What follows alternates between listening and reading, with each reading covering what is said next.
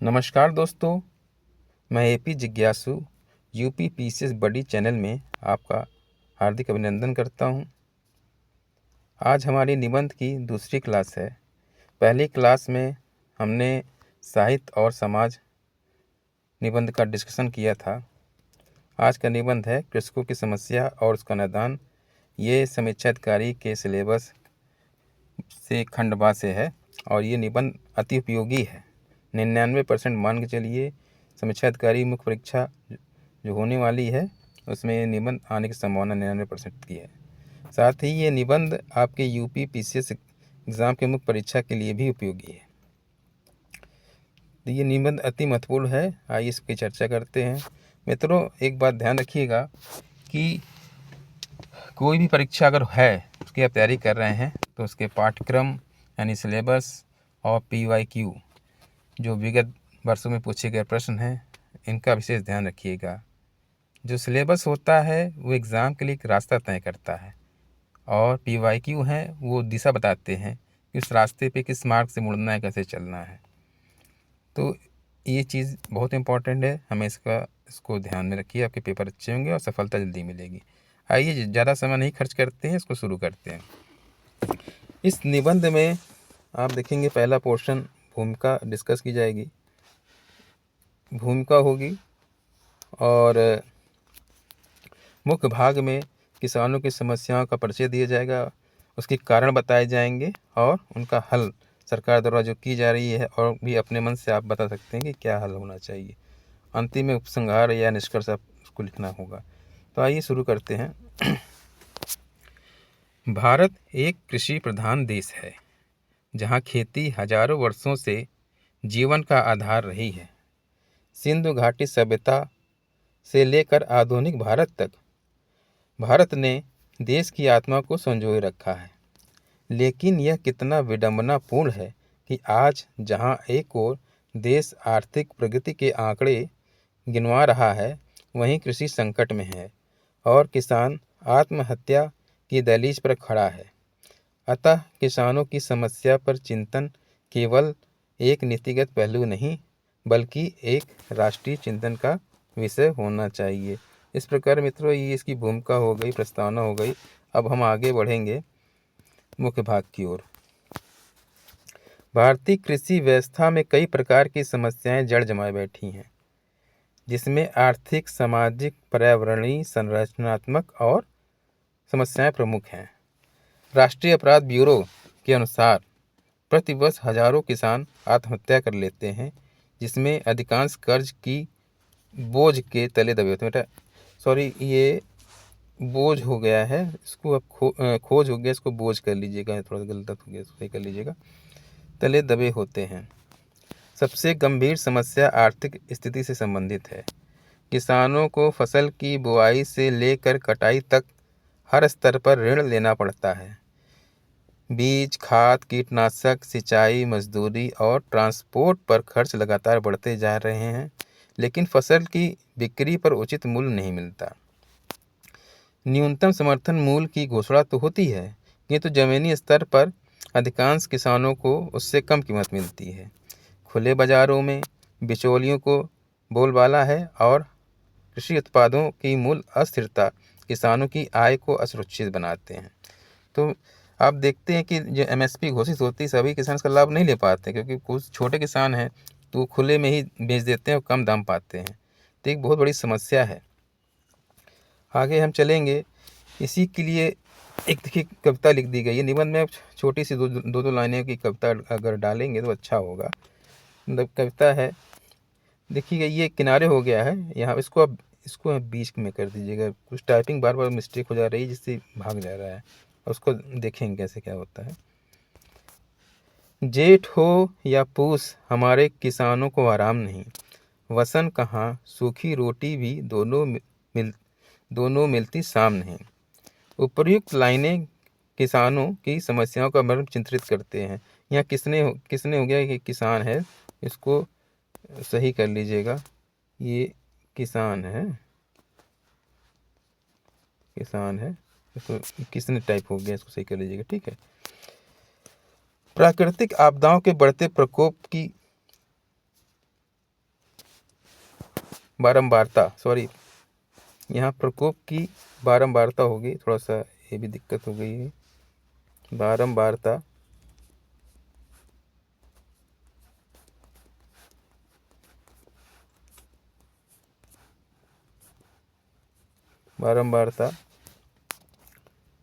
इसको देख लीजिएगा। फिर से पढ़ते हैं।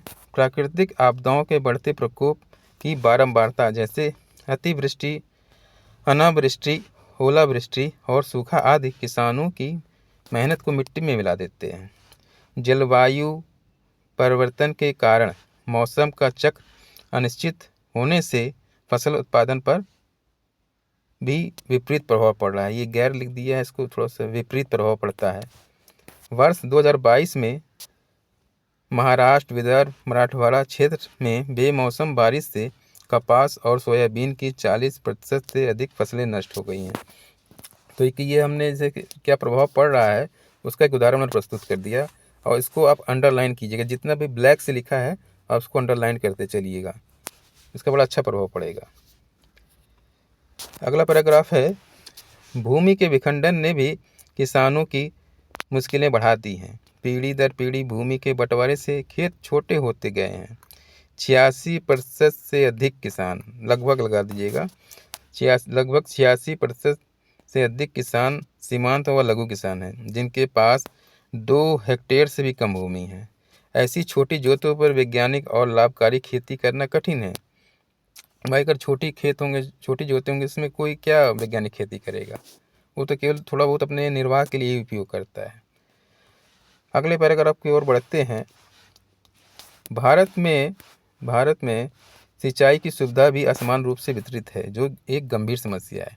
कृषि भूमि का 45% भाग आज भी वर्षा पर निर्भर करता है। आज भी हमारी सिंचाई सुविधाएं से 45% क्षेत्र वंचित है। इसलिए भारतीय कृषि को मानसून का जुआ कहा जाता है। इसको अंडरलाइन कीजिएगा। ये कहावत बन चुका है कि भारतीय कृषि मानसून का जुआ है, क्योंकि हमारे पास ऐसी इंफ्रास्ट्रक्चर नहीं है सिंचाई की जितनी होनी चाहिए, मांग के अनुरूप थोड़ी कम है। कृषि उत्पादों का भंडारण और खाद्य प्रसंस्करण की सुविधा का अभाव भी एक गंभीर समस्या है।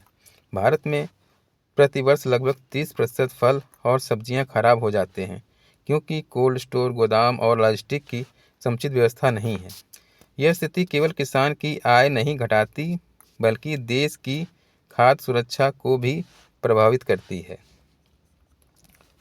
आगे बढ़ते हैं। किसानों को वैज्ञानिक कृषि, जैविक खेती, अब हम निदान पक्ष पे आ रहे हैं, मतलब अभी और बचा हुआ है। किसानों को वैज्ञानिक कृषि, जैविक खेती, नई तकनीकी और बाजार की मांग के अनुसार प्रशिक्षित करने की व्यवस्था भी कमज़ोर है। अधिकतर किसान आज भी पारंपरिक खेती करते हैं और आधुनिक तकनीकी ज्ञान से वंचित हैं। सरकार ने इन समस्याओं के समाधान के लिए कई योजना प्रारंभ की है। अब हमारा समाधान पक्ष आ रहा है, जिसमें सरकार की भूमिका होगी और आपके उपाय होंगे कि क्या करना चाहिए। सरकार ने इन समस्याओं के समाधान के लिए कई योजनाएं प्रारंभ की हैं, जैसे प्रधानमंत्री किसान सम्मान निधि के तहत किसानों को सालाना 6,000 की नकद सहायता दी जाती है।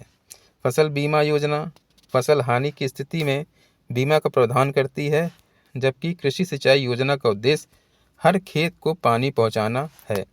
ई-नाम योजना के माध्यम से किसानों को डिजिटल मार्केट के अवसर प्रदान किया जाता है।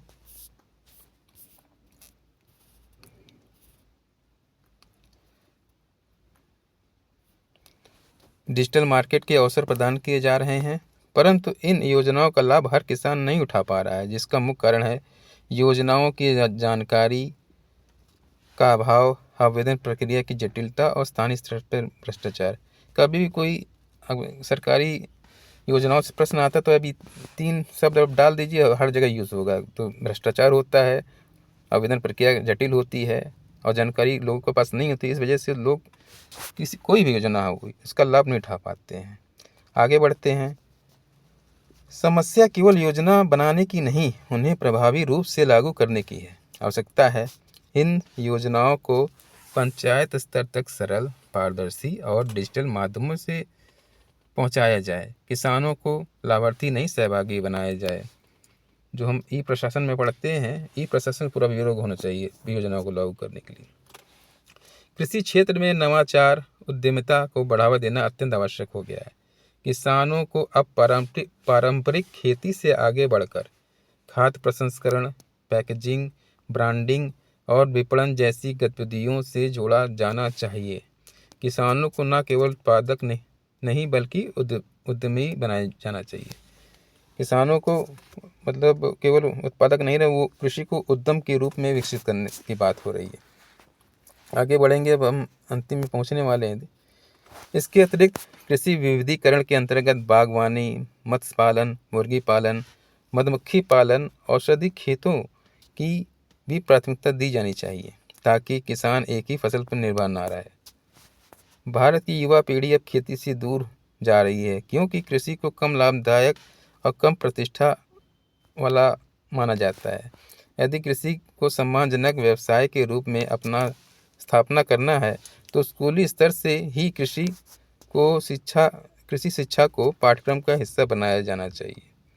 यहाँ उल्लेखनीय है कि भारत की अर्थव्यवस्था का आधार कृषि है। जब कृषि संकट में होती है तो उसका प्रभाव संपूर्ण देश में पड़ता है। इसलिए कृषि को प्राथमिक क्षेत्र न मानकर राष्ट्रीय अभियान के रूप में विकसित करना होगा।